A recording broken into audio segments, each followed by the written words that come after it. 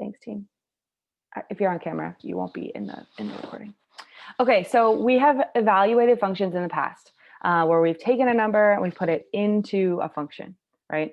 You probably remember this, maybe even from Algebra 1, you remember this. You take a number, put it in. We're gonna today do what's called composite functions, which is we're gonna take a number, we're gonna put it into a function, we're gonna calculate that, and then once we get that number, we're gonna take that number and put it into another function, right? So we saw f plus g, we saw f minus g last week, we saw f times g, and then we did f divided by g. We used synthetic division. We've done all of these things. Now we see this open circle here,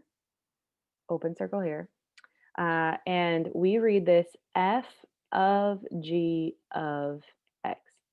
Some people sometimes like to say fog. It's not fog. It kind of looks like fog, which is why people say it, but it is definitely f of g of x. So I don't want you to go to college and then say fog and your professor laughs at you. So f of g of x, right? It can also be written like this with g nested inside of the f parentheses. So today we're not going to worry. Tomorrow or on Thursday, we'll worry about like taking two functions and putting them together. For today, we're just going to worry about taking a number, putting it into a function, and then taking that number, putting it into another. So we're going to be focusing on something that looks like this, f of g of 3, for example. So how to, as I've said, we're going to take it, put it into the inside function, then take that, put it in the outside function. So let's jump into an example. We have f of x equals this thing, g of x equals this thing. So we have two functions, our Francine function and our George function, if you will. And we're going to find f of g of 3. So the first thing I'm going to do is I'm going to go ahead and rewrite it in parentheses, because I think it's easier to see the process when we're in parentheses. If you think about PEMDAS, or your order of operations, right? You're thinking about parentheses, the inside parentheses first. So I'm thinking about this part first. If that was the only part of the problem, what would we do if this was the problem? What would we do with the 3? Where would we plug the 3 in? Plugging into g, which is x squared. Yeah, absolutely. So I'm going to go ahead and put that f back just so I remember it. But I'm going to plug it into x squared. Where do I plug it in, Antoine? Into the x. Into the x, right? So I'm going to take out the x. I'm going to plug in a 3. 3 squared is 9. Right, 3 times 3. So I have 3 squared is 9. Cool. So that 9 is what g of 3 is, right? So g of 3, the function g at 3 is 9. However, I haven't dealt with the f yet. So now I'm going to take the 9 and I'm going to plug it into the f function. So the f function being 3x minus 5. I'm going to go ahead and plug in that x value. 3 times 9 minus 5. Quickly, I know that's 27 minus 5 is 22. So my answer, if they were to ask me what f of g of 3 is, my answer would be 22.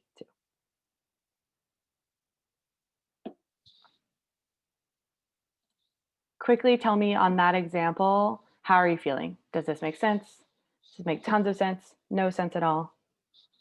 You think you got it? Tell me where you're at.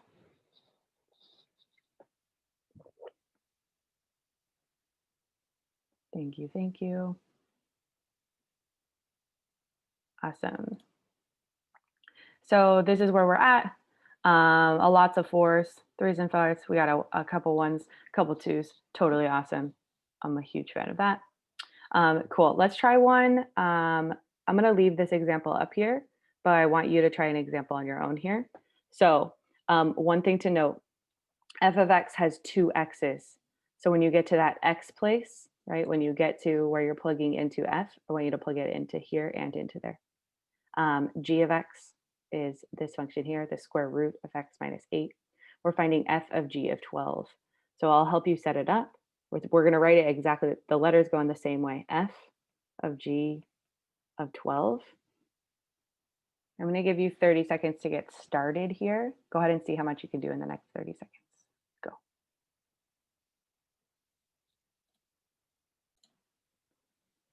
Awesome. So we started with our inside parentheses. Antoine told us we should plug in the 12 into the radical, right? That calculated down to the number 2. We brought down our f function, right? So our f function, and then we plugged in our number 2 into x here. Awesome. Thank you, Antoine. Antoine, can you either privately message me or directly message me your name and then +2 so I remember to give you merits, please. Thank you, sir. Awesome. Okay, we are not, for the sake of time, we are not going to do this problem. However, I do want to highlight that it doesn't have to be f of g, right? It doesn't have to be f of g. It doesn't have to go in that order. It could be g of f, right? So in this case, g of f of -2. Tell me in the chat, what function am I going to plug -2 into first? Where will I plug in the -2 first? Yes, the f function, for sure. We're going to plug it into the f function, and then we're going to calculate that, right? So our first step would be f of -2. And then once we have that, then we're going to go ahead and plug that into the g function. So we're not going to do that one because I do want to show us what it would look like with a different direction. Cool. Tell me how we're feeling now that we've seen 2 examples. Show me how we're feeling on these types of problems. Cool.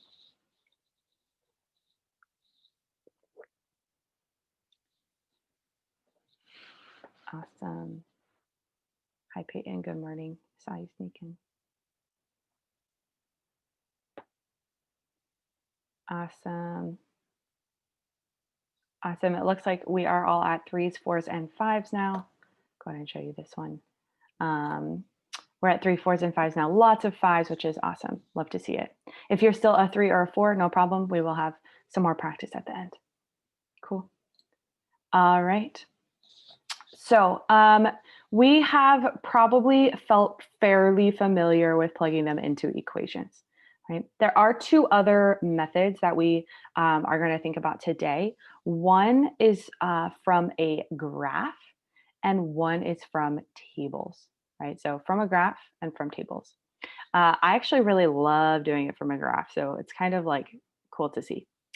So the idea, and let me also like address that you don't have this in front of you.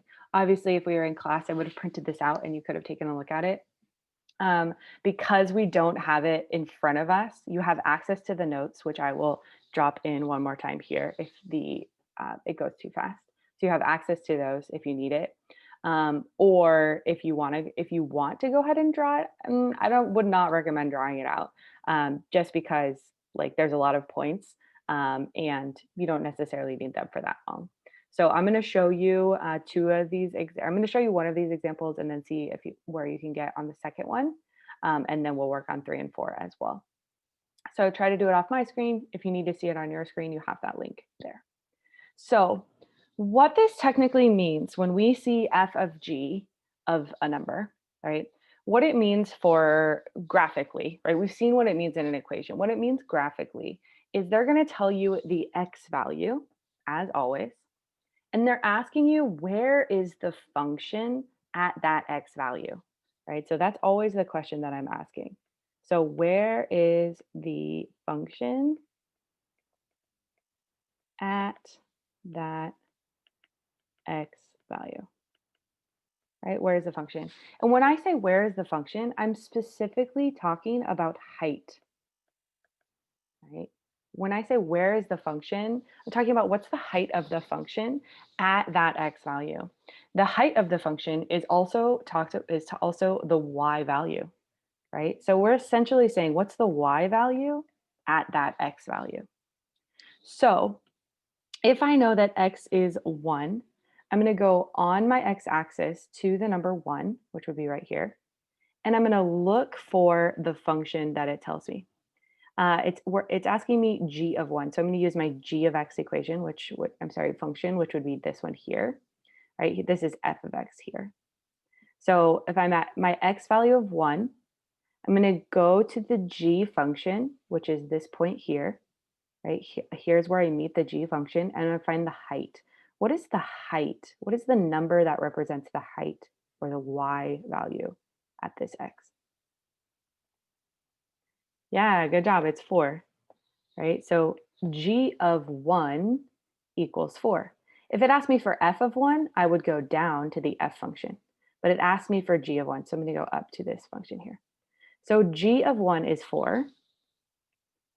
And now I need to find f of 4, right? F of 4. So my new x value is 4. So on my x-axis, I'm going to go to 4. And it's asking me, where is the f function at that x value? I'm going to go down to f, and the height is at -5, as Amy has said in the chat. Yes, Amy, absolutely. -5, right? So I'd say that f of -4 is -5. That is my answer for this problem. So first I was able to find g of 1, then I found f of 4. That gives me my answer, -5. Go ahead and try this one here. I'll be back in 30 seconds.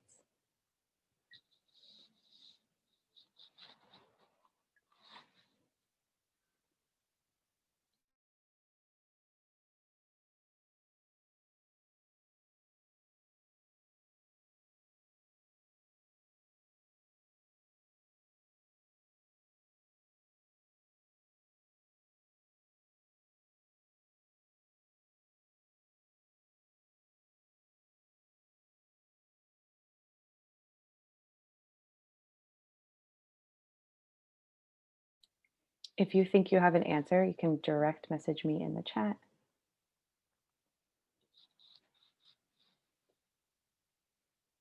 I've got one possible answer.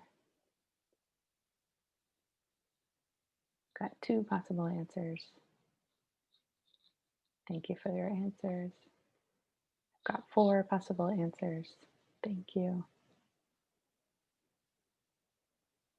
Not that they're all different. I just had 4 people message me.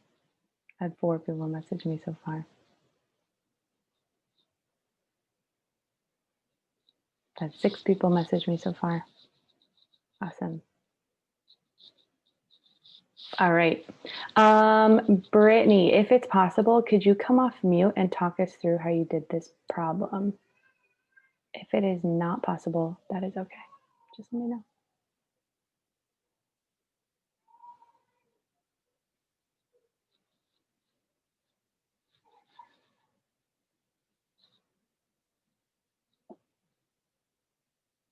It may be loud where you are.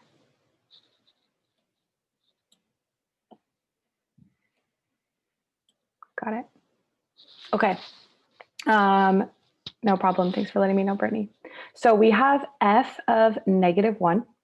So at my x value, -1, right? I'm going to look for the f function. I'm already on it, right? So I'm already on it. So that means that my height is 0, right? My height is 0. My y value right there is 0. So f of -1 is 0. And then I have my g function here, right? So now I'm looking for g of 0.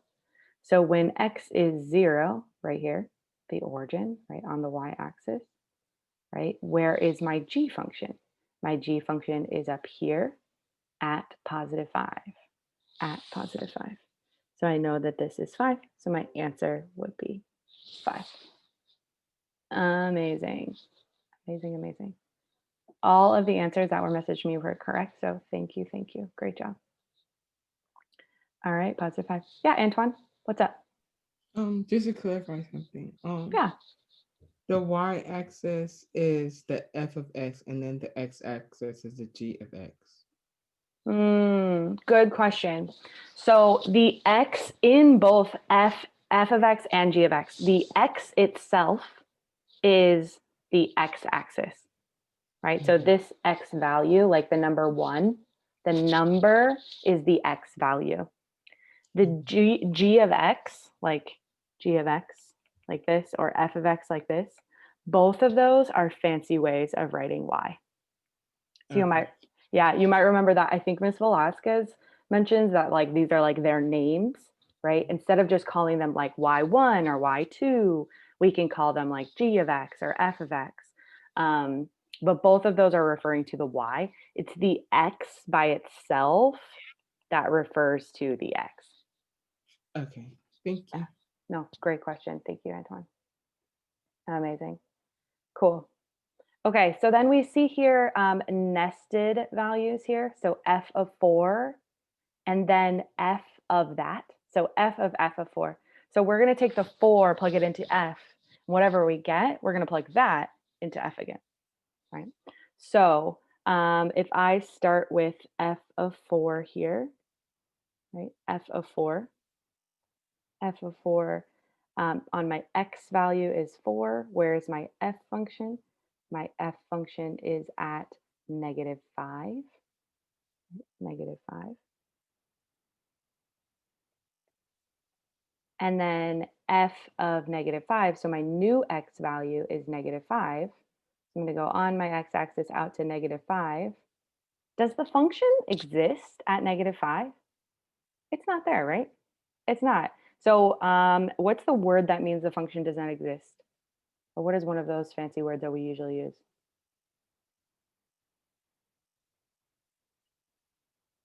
Undefined. Yes, our function is undefined at this value. So we would say undefined. So we were able to find f of 4, right? We were able to find f of 4, but we were not able to find f of -5. The function does not exist at -5 for sure. Awesome. So I want you to take a moment. Let's go ahead and try g of 2, g of 2. Go ahead and try this one on your own. Message me if you think you got an answer.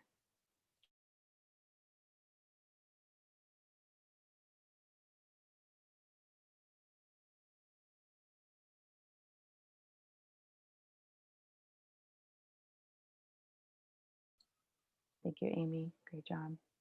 Thank you, Angelica. Thank you, Brittany. Thank you, Antoine. Antoine, did you still have a question? Okay.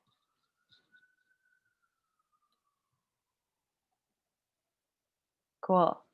Yeah, so if I'm thinking of g of 2, I'm going to go out to x value 2, go up to my g function, which is the number 2. So g of 2 is 2.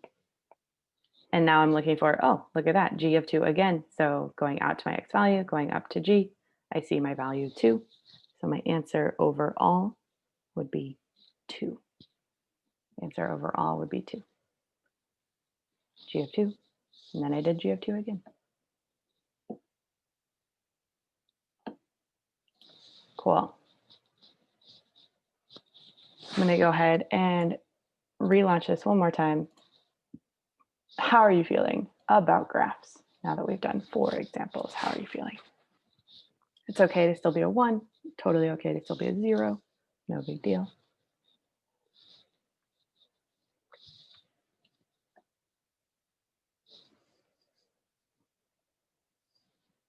If someone could drop that attendance link for Ben, that would be awesome.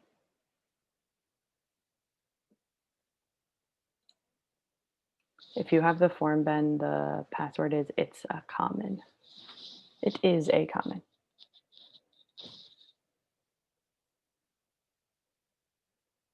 Thank you, Antoine. Appreciate you.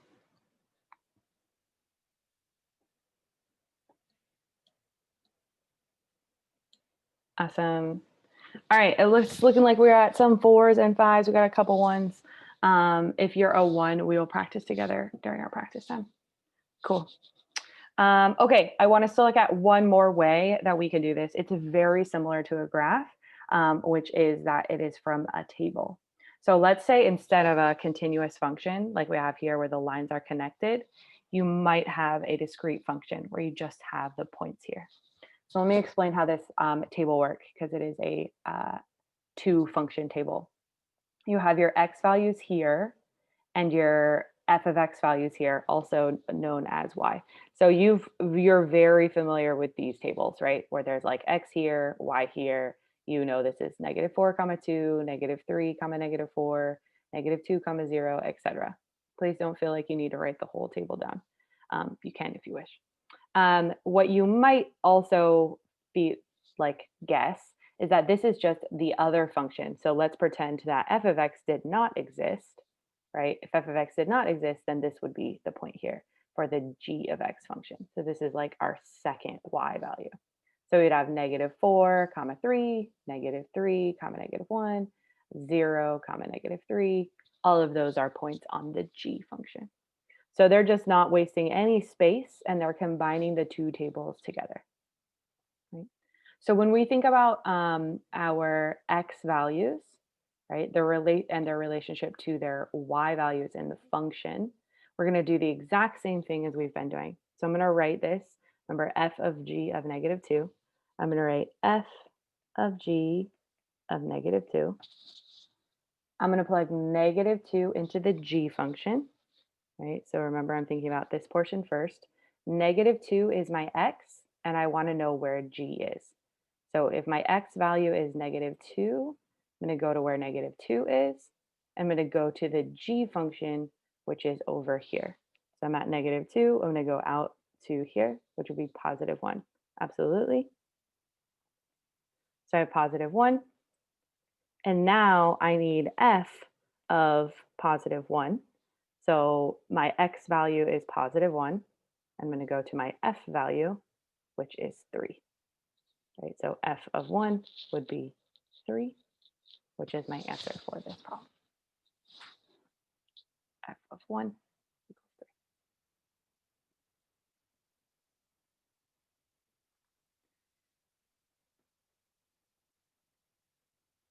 Let's do second one here.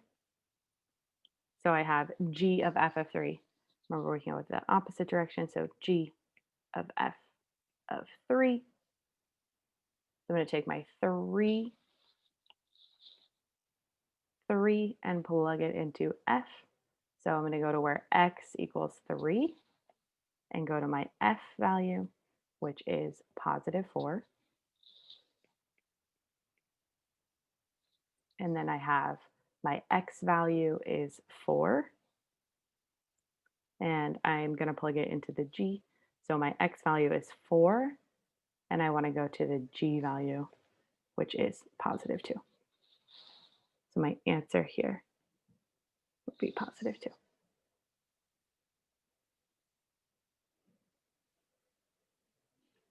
What questions do we have? I know we might have questions here. What questions do we have about calculating from a table?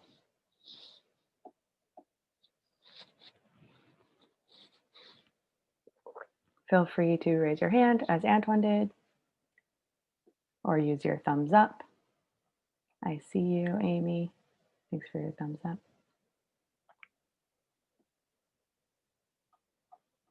Awesome. Okay, go ahead and take 30 seconds. Go ahead and try this one. F of 0. F of 0.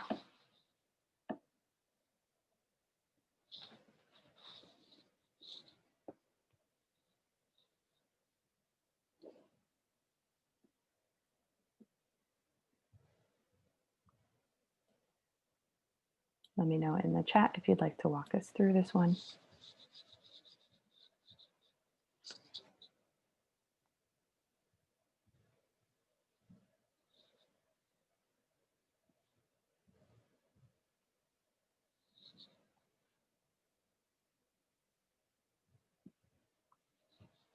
Amy got 3. Do we agree, disagree? It's like an Antoine and Amy agree.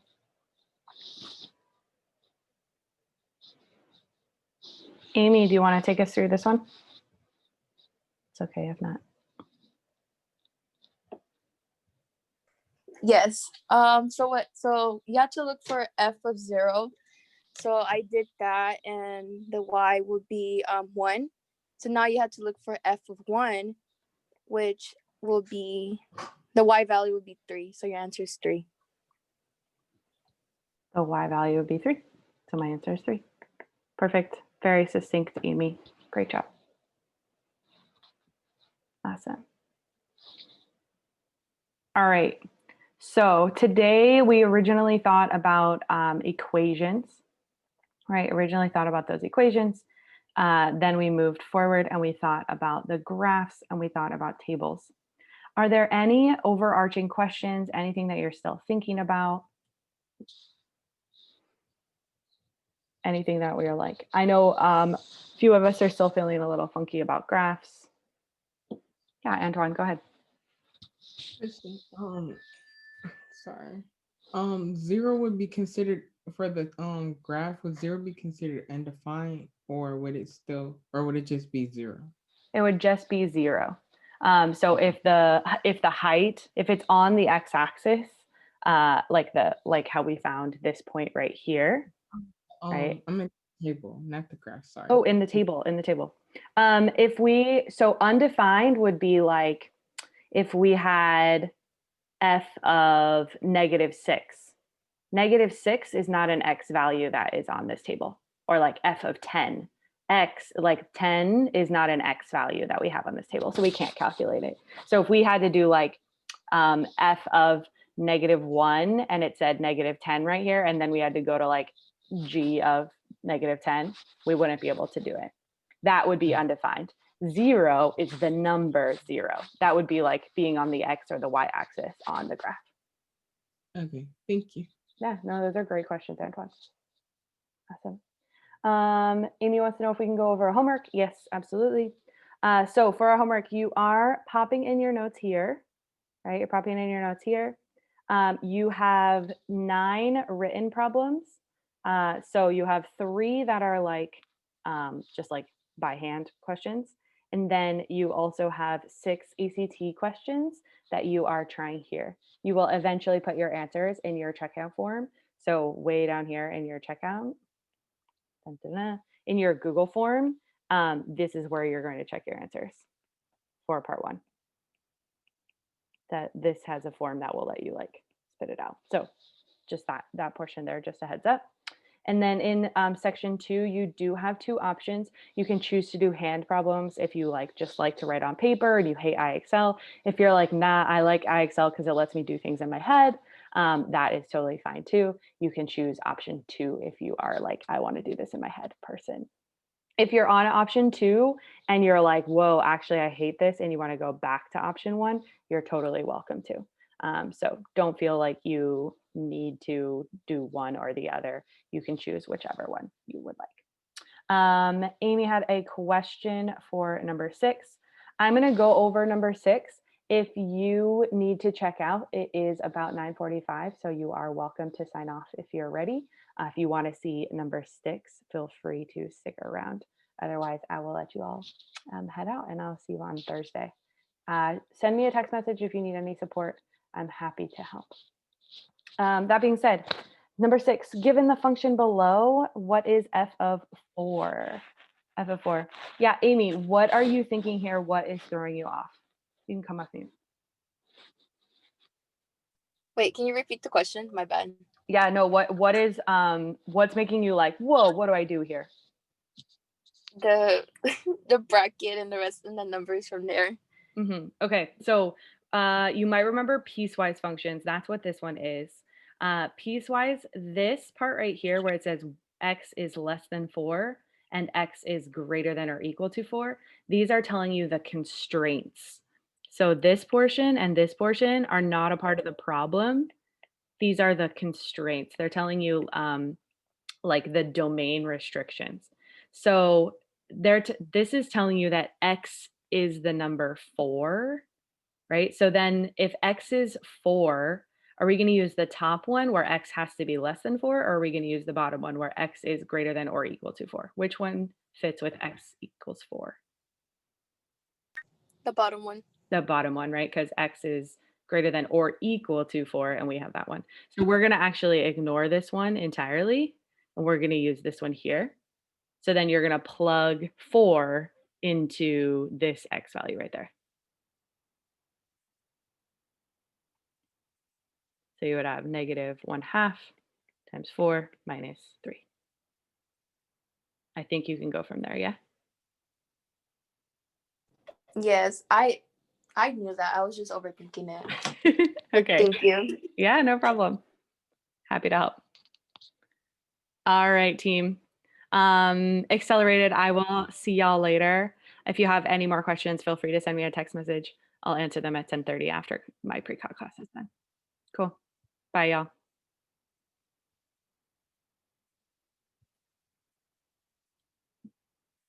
Adios, adios.